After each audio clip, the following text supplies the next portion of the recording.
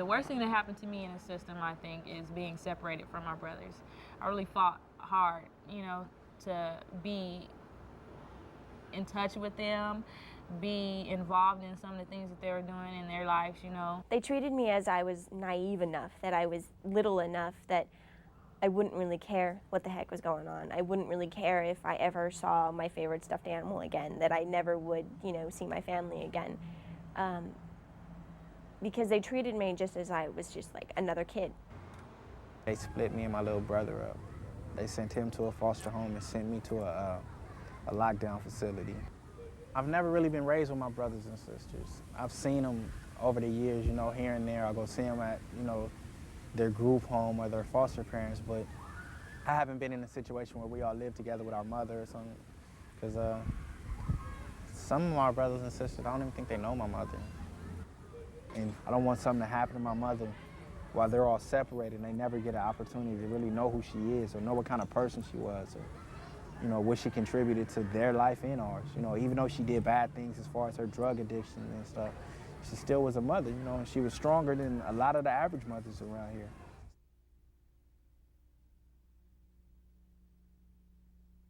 I never, ever stayed at one school more than a year. And I would say approximately 2 schools per grade. So, and there's 12 grades, so that's like 24 schools. I never stayed anywhere longer than 2 years, so I was always constantly the new kid on the block. Just always having to get used to everybody getting used to me. That was always the biggest thing. Whatever foster home I lived at or whatever family thing I was living at, I had to go to their church and listen to what they believed. We went to a church, Friendship Baptist Church, and I joined, but then of course we moved. So I had to join another church, Then I moved from there, and I have to join another church. I've lived in homes where my parents were white, where my parents were black, my parents were Hispanic, Catholic, Baptist, Jehovah's Witness, Muslim. I just feel that I can get along with a lot of different kinds of people, so that's a good thing. But then I also feel that now that I've moved so many places, I don't really feel like I'll never want to stay in one place long. It's like I'm addicted to moving. And I don't know, I think that's kind of bad because you can't love one thing or stay one place long enough to love that thing because you have this inside addiction that makes you want to just get up and go. I had a problem that I still kind of have now. Even though I have an apartment, it's like I won't take my bags out, my stuff out my bags, because I'm so used to just being told to get out, leave, do this, do that. So I lived out of bags, even when I didn't have to. When people would allow me in their house and be like, here, put it there and there. I just never felt comfortable enough to actually just settle down, because I knew it wasn't forever. I've never actually just been somewhere I could say this is home and I've been here for this many years. I always kept my quick bag, I used to call it, in the closet. It was basically 2 pairs of underwear, 2 shirts, 2 pants, and a pair of shoes that I could just wear. And I was always ready to move. I'd known that was a constant. Even living with my aunt and uncle for 4 years, I always had my quick bag in the closet because it's like I always know sooner or later someone might just get mad and say, you know what, we want you out because, like they said, I'm not their kid. They can't kick me out. They do have the authority just with one phone call if they're mad enough. So I always understood that, and I never really, that's another reason why I didn't make friends, because it's like, why do it? They might kick me out tomorrow.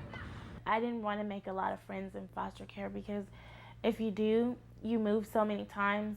I had one best friend before, and when I moved, I just cried and cried and cried. So I tried not to make really, really good friends because they're just gonna leave.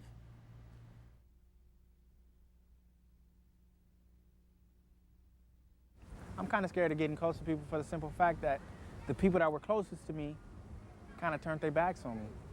So it's like I don't allow too many people to get that close. So I really don't have very long relationships, I tend to push people away from me that I need to keep around me because I never know, Growing up in a group home, it's like everybody for themselves. People had to earn a degree of trust with me. Still to this day, I don't trust anybody, and I tell people that straight out. I don't trust you, I don't believe in you. Trust is a big word, and trust is very hard to earn. especially with someone whose trust has been broken repeatedly. Having a program that keeps kids, you know, in their environment as long as possible will be cool, you know, because then they'll be familiar with the people that they've met or whatever, you know, and they'll be able to establish a long-lasting relationship with these people and churches and teachers and all of that. And I think that would have made a lot of difference in my life, you know. Maybe I'd have a best friend now, and I'd be able to trust people more.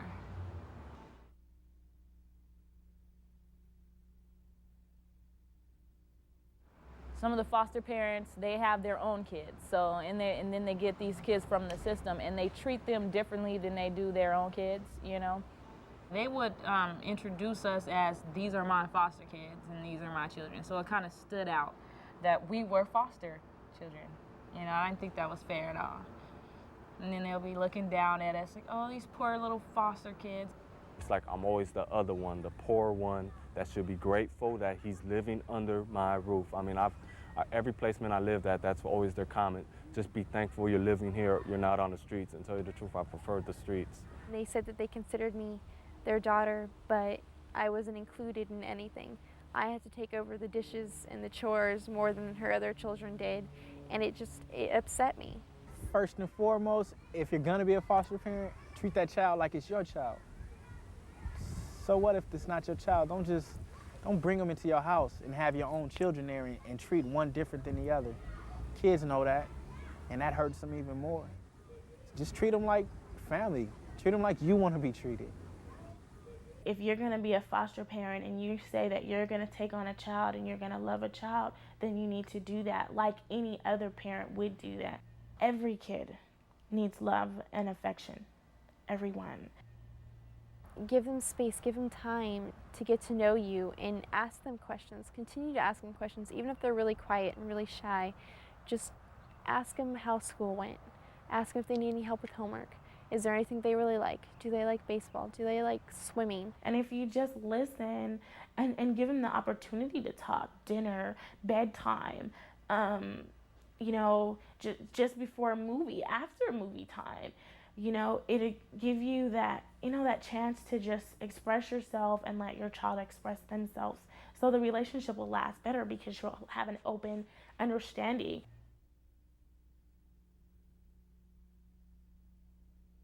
I had one social worker that was like, I would consider a blessing. His name was Robbie Odom. You know, he taught me, look, you know, you can't do this and you can't do that. You need to do this and you should do that. To me, he was someone to emulate, someone I wanted to be like, because he had his head on and everything he did was positive, you know. When I'd have problems in school, he would come up there and talk to my teachers. He was there. It was like more than a job. He treated me like I was, you know, one of his family members. My foster mother, my last foster mother, Deborah Spencer, she's helped me through a lot. She treated me as if I was her own kid in the sense that she wasn't a person that said, I love you every day, or you just give me a hug. I think I've only received 2 hugs from her, and she probably said, I love you 3 times, but she taught me things that I would need to know to live in the real world. There are good foster parents out there, and I know other kids that found some. I found one foster parent, her name was Billy Wilder, and she was really good. She gave emotion, and not many foster parents do that, and she gave me hope. Really what it was is that I wasn't just a nobody's kid. I could be somebody, and I could be part of a family, and I could be loved. The current foster family that I live with now, I consider my mother and father because they have been there for me. And I started calling them mom and dad about 1.5 years after I lived with them. And it was one day we were outside, just at the pool, and I was trying to get my foster mother's attention. And I just yelled out, Mom, and she turned around and she started, you know, she looked at me and she goes, oh, yes, honey, what do you want? And I was so happy, and it felt so right to call her Mom. There are people out there that care. Even if you don't know them, somebody will help. You just gotta be willing to take the help.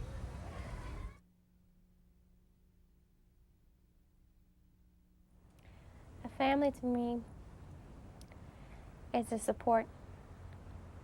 A family is unconditional love, and a family can be one person, a family can be too.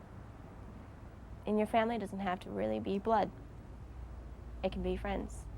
It can be adults. It can be strangers you meet on the street.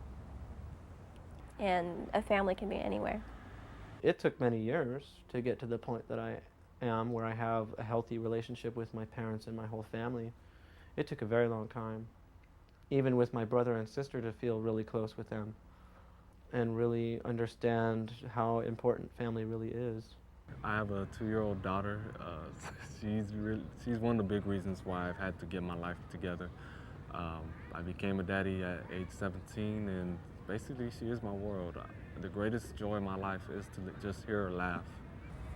I mean, just basically, I don't want her to ever have any needs and never have any wants. And the biggest thing is I always want to be there for her. The family that I will have probably later on will not go through the things that I've been through. You know, I would try my hardest and make sure that they will never have to get involved in the system ever, you know? And I will let them know that family is important, and it's important to stay together. To have my own family, I would consider a blessing, because I want to stop everything that has happened before my family came. Whatever went down in my family, like my mother and my father, however my family broke down from there, whatever they did that brought the family to where it is now, I don't want to do it. You know, I want to have a family. I want to be able to go to the park with my whole family. I want to have family reunions. Some way, somehow, I'm going to bring it all together, and I'm going to do the things and be a part of the things that I wasn't able to be a part of.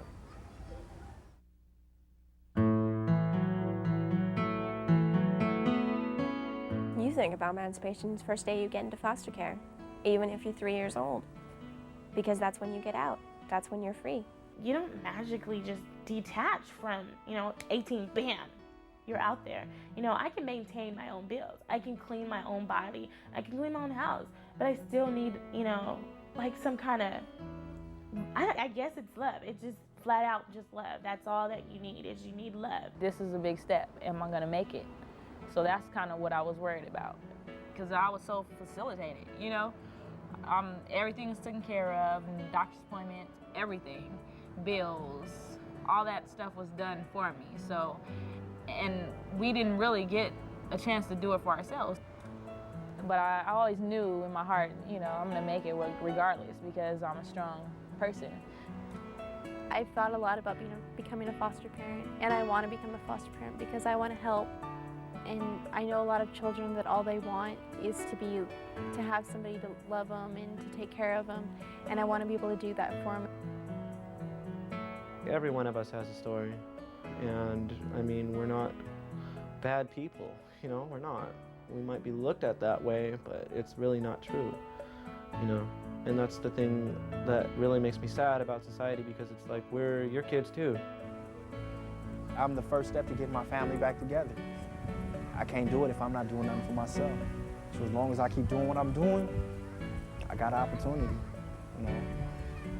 That's what I'm striving for. I want to be successful in life. I don't know exactly what it is. I just don't want to be on the streets. I don't want to be the dope man. I don't want to be an OG gang member. I want to be a brother, a father, and a son. Those are my ultimate goals. Before a foster child, I always walked with my head down. I was ashamed. I was nervous. I was scared of who I was. But being a foster child has brought my head up, has made me realize that I have the potential to be a pretty awesome person. And I have the potential to go out there and conquer the world. And I have the potential to just be everything that I've ever wanted to be.